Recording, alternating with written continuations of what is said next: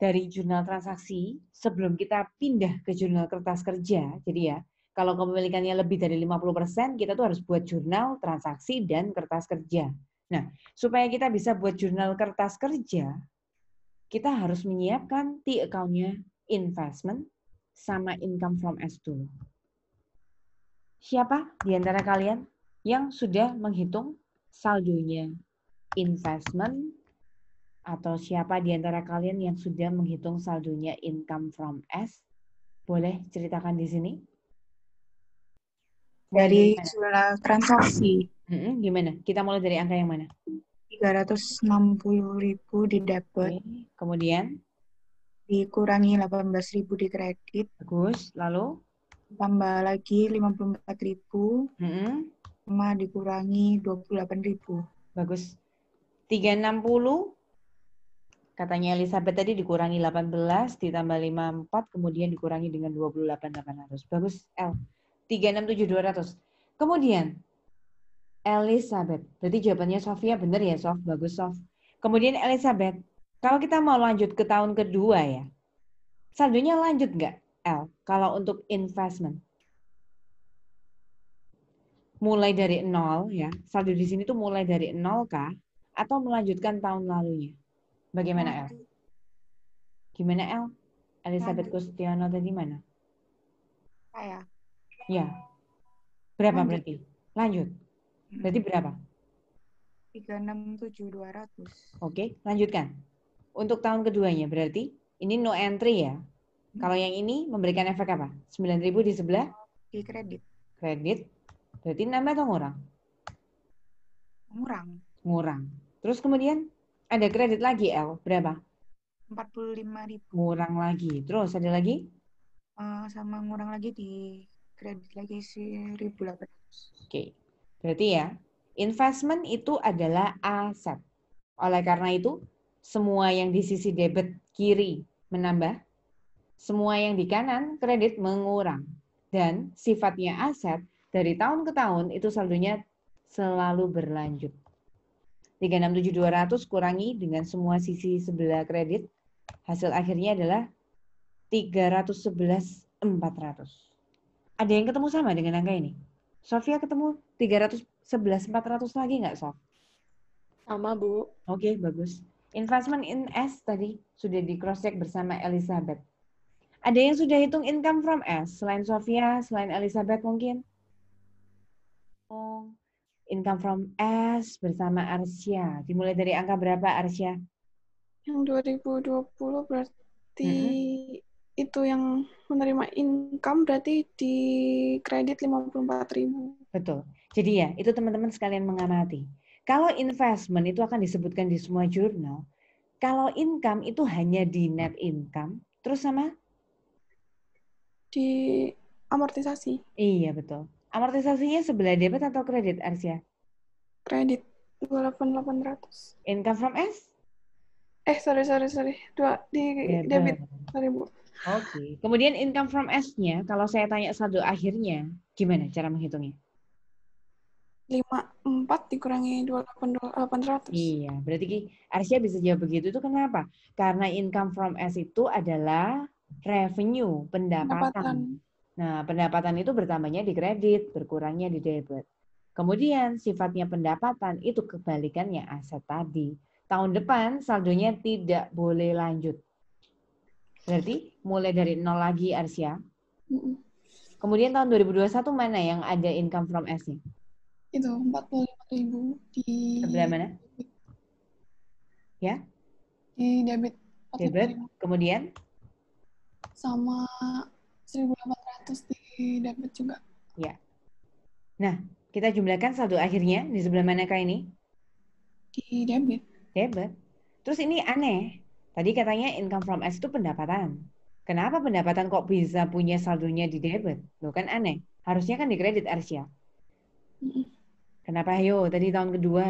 Ingat nggak ceritanya Ellen tadi? Naikin ke atas lagi. Kenapa tadi? Kenapa ayo? Karena ingat nggak tadi Ellen? Income loss itu ya? Ya, karena loss ya teman-teman. Karena kebanyakan ruginya waktu tahun kedua, jadi aneh, saldonya nggak wajar, nggak normal. Nggak apa-apa, ya begitulah perusahaan. Oke, kita sudah dapatkan melalui bantuan buku besar atau T-account ya. Kita punya saldonya investment, bagus. Dan kita punya saldonya income from S. Bagus. Kalau minggu lalu kita berhenti sampai di sini, kita sekedar menghitung berapa investment, berapa saldo income, hari ini kita lanjut. Kita persiapan untuk menuju ke jurnal kertas kerja. Apa yang harus kita siapkan? Kalau income from S, yang kita butuhkan hanya saldo akhirnya saja. Sehingga saya berikan tanda warna kuning. 25.200, betul ya? Suster Risma tadi ketemunya 25.200. Kemudian income from S-nya plus, 46.800-nya debit. Itu untuk saldo income from S. Kalau investment ya, jangan pakai saldo akhir. Tapi kita harus menganalisa awal sama akhir itu selisihnya berapa. Ingat, yang dinamakan selisih itu berarti tidak bisa negatif. Yang lebih besar kurang yang lebih kecil. Kita kurangkan, selisihnya 7.200. Lalu kita buatkan sebuah analisa begini. 7.200-nya itu sebelah debit atau sebelah kredit. Kalau dari 360.000 jadi 367.200, berarti 7.200-nya debit. Karena 360 di debit 7 jadi 367. Terus kalau yang bawah ya, kita lakukan analisa lagi.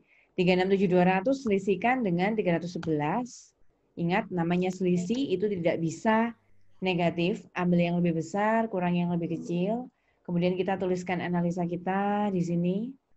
55.800-nya itu debit atau kredit? Nah, kalau ini kasusnya kredit. Kenapa kok kredit? Karena 367 dikredit 55.800 akhirnya jadi 311. Jadi untuk tahun pertama perubahannya di debit, untuk tahun kedua perubahannya di kredit. Bisa debit, bisa kredit tergantung situasi soalnya. Itu yang harus kita siapkan ya. Kalau income saldo akhir yang kita siapkan, kalau investment selisih awal sama akhir yang kita siapkan. Apalagi yang harus disiapkan sebelum kita menuju ke kertas kerja. Ini analisa EVO-BV. Jadi kalau tadi ECO-BV, excess cost over book value. Kalau untuk kertas kerja kita harus siap nanti namanya adalah excess fair value over book value. Atau kita sebut dengan EFVOBV, EVO-BV. Siapa yang masih ingat rumusnya implied? Tadi saya di PowerPoint ada bilang tentang implied. Waktu mau menghitung itu juga kita sebut implied ya. Siapa yang masih ingat tentang implied? Dari Adalah investnya dibagi persen. Investnya itu ada namanya tadi apa? Cost dibagi Cost dibagi persentase kepemilikan. Costnya berapa? Cost itu nilai pertama kali kita membeli suatu investasi. 360.000. Oke, kepemilikannya? 90. Nah, kita ingin tahu. Kalau kita beli 360.000, kita dapat 90%. Sebenarnya nilai utuh 100%-nya perusahaan yang kita beli itu berapa sih? Nah, 360 bagi 90%. Berarti implied atau nilai tersirat utuhnya 100%-nya perusahaan yang kita beli itu sebenarnya 400.000, Trisha. Iya. Terus book value tadi apa? Sudah di atas tadi. Sudah disebutkan Common pertama stock kali. sama return earning. Common stock sama return earning. Cari di soal lagi. Masih ingat common stock return earning-nya berapa? 200.000 sama 25. 200 sama 50. Bedanya apa? Kalau tadi kita beli 90% disuruh kali 90%. Kalau yang di sini ya, book value, common stock-nya 200, return earning-nya 50, ya sudah biarkan saja. Karena ini adalah pendekatan implied. Implied itu nilai utuh 100%-nya perusahaan yang kita beli. Jadi biarin aja, 250 nggak usah dikali berapa-berapa. Selisihnya namanya excess fair value over book value. Dah. Trisha, masih dengan Trisha. Iya. Tadi masih ingat Trisha? nilai ECOBV, eksesnya ECOBV tadi, itu sama sebenarnya, mirip ya. Bukan sama sih, mirip. Mirip dengan yang ekses EVOBV sekarang. Dialokasikan ke apa saja? Inventory. Nah, dialokasikan di bawah ini ya. Iya. Identifiable net asset mulai dari inventory, land, building, equipment, notes payable, dan goodwill. Coba ingetin, caranya tadi dari mana sih untuk menemukan angka-angkanya itu? Dari ini, yang beda fair value sama book value-nya. Ya, betul. Beda dari nilai book value sama fair value-nya itu diselisihkan. Nah, tipsnya, kalau tadi sudah pernah kerja kan, mana tadi bedanya? Coba sebutkan, Trisha. Untuk inventory bedanya berapa tadi? 20.000. Nah, ini teman-teman copy paste ke sini. Jangan menghitung lagi. Buat apa hitung lagi? Tadi soalnya sudah. Jadi dapat dari mana? Kalau ditanya dapat dari mana? Dapat dari selisih nilai buku sama nilai pasar. Ingat yang aturannya tadi, Jesslyn jangan kebalik lagi. Kalau aset di pasar lebih tinggi untung. Tapi kalau liability, hutang di pasar lebih tinggi rugi. Nah, yang kalian boleh masukkan di analisa EVO-BV adalah nilai yang sebelum dikali 90%. Kenapa masuk akalnya kok harus pakai nilai yang utuh? Ya karena implied itu adalah pendekatan utuh 100%-nya perusahaan tersebut. Tidak perlu dikali dengan kepemilikan. Berarti Begitu langsung. Ya, berarti langsung saja. Mencari goodwill juga begitu. Totalnya harus sama dengan EVO, BV. Kalau saya tanya berapa goodwill, ya sudah. Buat jumlahnya itu menjadi 150.000. Ya sudah, 150 kurangi dengan total semua aset-aset ini tadi. Sudah ketemu goodwill-nya 25.000. Terus perhatikan baik-baik ya. Yang benar itu goodwill yang mana? Goodwill-nya yang ECOBV 22.500. Goodwill-nya yang barusan pakai EVO-BV itu 25. Ingat, kalau goodwill harus pakai yang EVO-BV. Jadi goodwill yang katanya tadi nilai nama baiknya perusahaan tadi harus pakai yang EVO-BV ya. 25.000. Oke. Masih persiapan menuju kertas kerja.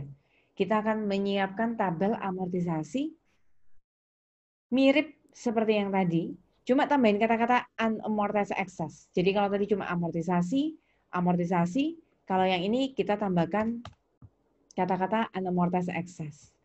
Lalu siapkan dua kolom, unamortized excess dan amortisasi 2020, unamortized excess dan amortisasi 2021 ya. Aturan amortisasinya mirip yang dilakukan tadi. Tadi kita melakukan amortisasi itu bersama Cynthia kah tadi? Nah, jadi sekarang siapa yang mau amortisasi selain Cynthia? Selain teman-teman yang lain tadi sudah dapat nilai plus. Bagaimana cara mengamortisasi inventory? Masih ingat nggak kalian tadi? Saya mau coba, Bu. Silakan, Shirley. Aturan amortisasi inventory apa? Tertulis di sana apa? Share. Itu kan terjual 20.000 berarti terjual di tahun 2020 berarti dia berarti berkurangnya 20.000. Di tahun 2020. Terus 2021-nya? 0, soalnya sudah dijual. Oke. Unamortized excess itu apa sih? Ini baru share. Caranya adalah tadi kan ada 20.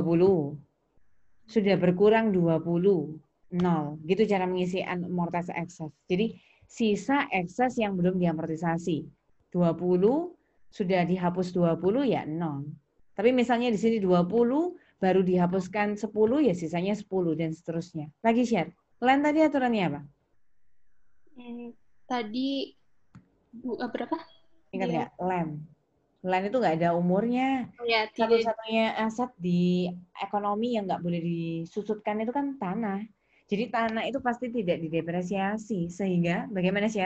Berarti 0. Terus ininya berarti 0 juga. Iya. Kalau unamortized excess gimana caranya? 25 dikurangin sama amortisasi 2020 itu. Iya. 25 kurangin 0, 25. Lanjut building. Building itu masa manfaatnya adalah berapa tahun? 10 tahun. Oke. Sehingga? Jadi 80.000 dibagi 20 tahun. Nah, ini positif atau negatif 4.000 yang ditemukan? Negatif, soalnya Kenapa? Kenapa harus negatif? soalnya dia diamortisasi jadi berkurang dia punya nilai. Karena pertamanya positif, supaya mengurangi nilai harus dinegatifkan. Nanti tahun depannya sama, garis lurus, minus 4.000 lagi. Kalau ditanya share, berapa sisa mortalitas eksesnya berapa? 80.000 dikurangin sama 4. Ya, 80.000 dikurangin sama 4. Lanjut lagi equipment.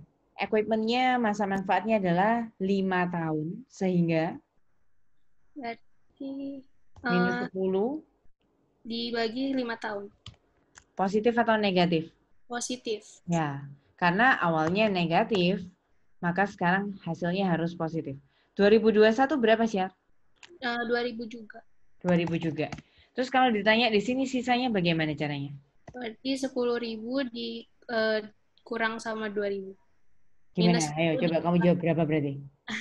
8.000 jadi. Iya, jadinya Iya. minus 10. Iya, minus 10 plus 2 itu minus 8.